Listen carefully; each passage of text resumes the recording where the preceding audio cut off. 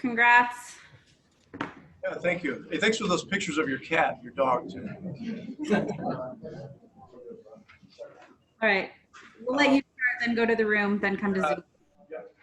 Look, I just thought, this is my 18th year as a head coach in this league. I don't know if I've ever seen a game where a team fought as hard, to come back, hang in, go through the adversity of them tying the game at the end and then finding a way to win at the end. So showed a lot of toughness, a lot of brains and aggression out there. We made some adjustments that were really important. Our guys were able to execute, it's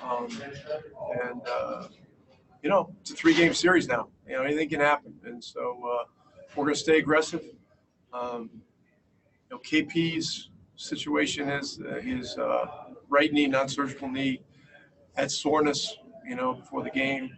He's going to get an MRI this afternoon. He has not been ruled out for Game 5, so we'll hope for the best and hope that he feels better. Start inside the room, Brad Townsend. There's been a lot of Luka moments the last couple of years, but considering the ankle and the deficit and the fact that it's a playoff, where does this one rank? This would have to rank pretty high up there. Look, we know this kid has got a flair for the dramatic. He's a performer as well as a great player. He's a guy that lives for these moments and is completely fearless. And so, look, at the end, it was all about finding a way to get the ball in his hands. And the last shot was obviously a tremendous shot. But his effort the entire game, it was just, it's just one of those things from top to bottom. It's a 40-point triple-double, with 17 rebounds or something like that. Just a phenomenal effort. And, in his mind, he came back into the last game after being injured. And so, he's got such great heart that if he was able to feel, anything close to decent, I really felt he would probably play today. I wasn't going to say that publicly, but that's what this kid's about. Sean, what about the wherewithal he had to get the switch off of Kawhi Leonard to get the matchup he wanted to? Look, he's such a smart player. He sees things ahead before other people see him, and that's one of the reasons that he is so special. Not only his skill set, his strength side, all that stuff, but the way he computes the game. And he sees the game in 6G. It's not 5G. It's 6G. It's another level beyond what most people see it. So, just a very, very special player. And this game today was from another planet. Mark? Rick, Luka's performance obviously speaks for itself, but from what the medical staff has indicated moving forward, to what extent is the ankle behind him, or is it still a matter of just playing through the pain? Well, he responded well to treatment yesterday. They went through a lot of things this morning. And so it looked pretty good to me today. If you're asking me, how's he doing? Doing well. Look, we've got a great medical staff by Casey Smith, and these guys know what the right things are and what the wrong things are. It was the wrong thing to try to put Porzingis out there today. He just wasn't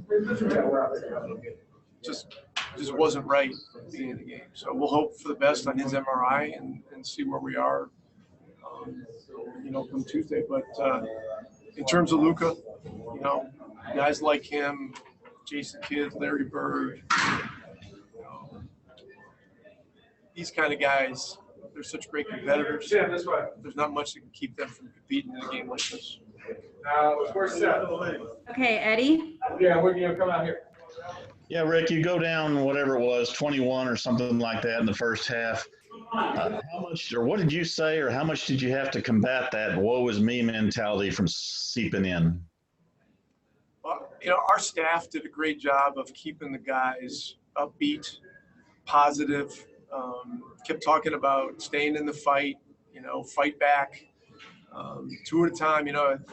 Look, there's no 21-point plays. When you get down that man, you got to work the game back. I thought Berea gave us some juice out there. Look, it's a long game. NBA games are, they last forever. Look at this one. It lasted 53 minutes instead of 48. You just got to hang in and keep playing and keep believing in each other, and that's what our guys did. Look, and they knew they had a great player out there that could have this kind of a night and help other guys have great nights as well. So, look, a lot of things had to go right, but these guys worked to put themselves in that position, and I'm real proud of them. But we've got a lot of work to do here.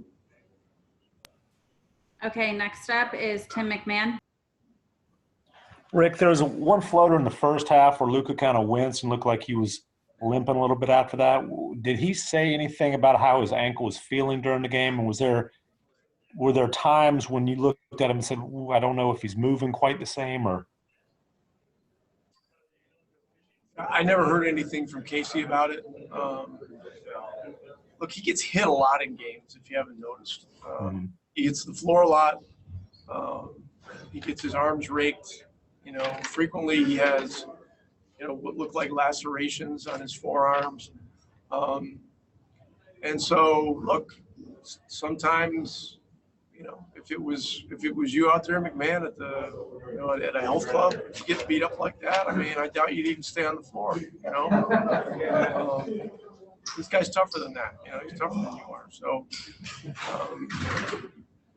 but listen, there was nothing that was going to keep him from staying in the game. He kept telling me that he was good. He was good as many minutes as we needed him, and I didn't even try to get him out before the quarter breaks. That would have been a fist fight, and I wasn't into that today. So, look, we needed him out there. And so, headed into Game 5, we've just got to do everything possible to get our guys physically and mentally ready to go. And we just got to keep up the fight. Okay, we've got two more. Next is Mac Engel. Hey, Rick, you played with Larry Bird. I know he's a friend of yours. Did you see anything from Luka today that specifically reminded you of Larry Bird?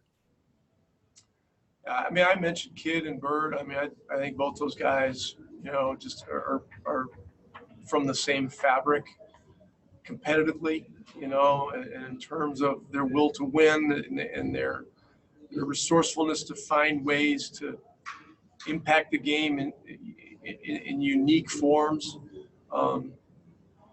It's not just about putting the ball in the basket. It's about giving teammates confidence.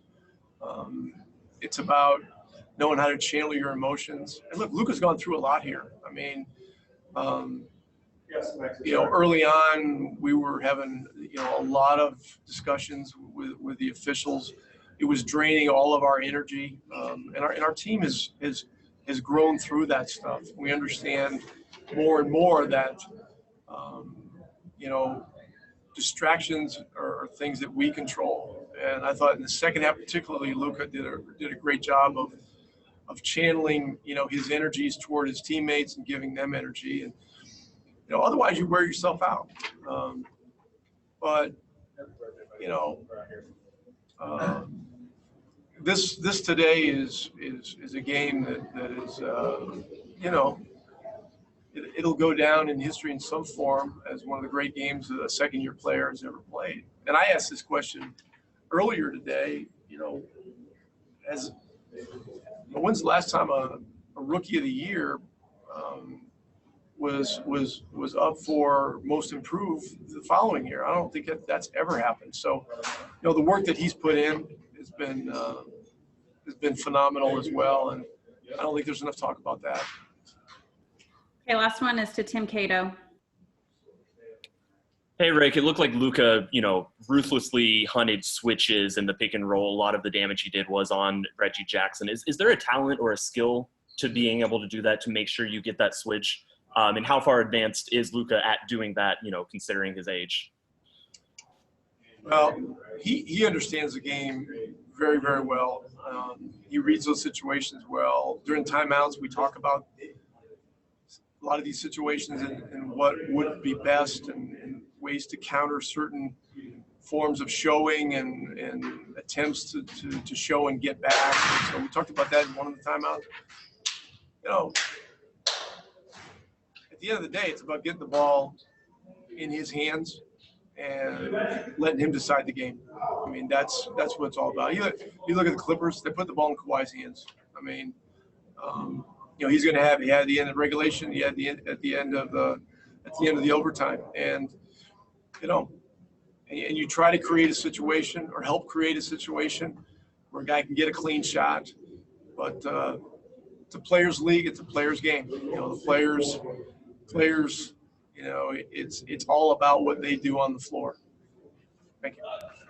Thanks, Rick. We'll talk to you later.